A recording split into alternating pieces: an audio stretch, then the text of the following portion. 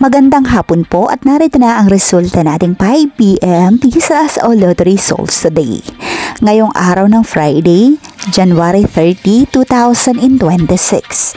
At para po sa draw natin ngayon ay ang 3D Lotto at ang 2D Lotto. At para po sa Lotto More updates, pasubscribe na lang din po ako sa aking channel at pahit na din ng notification bell.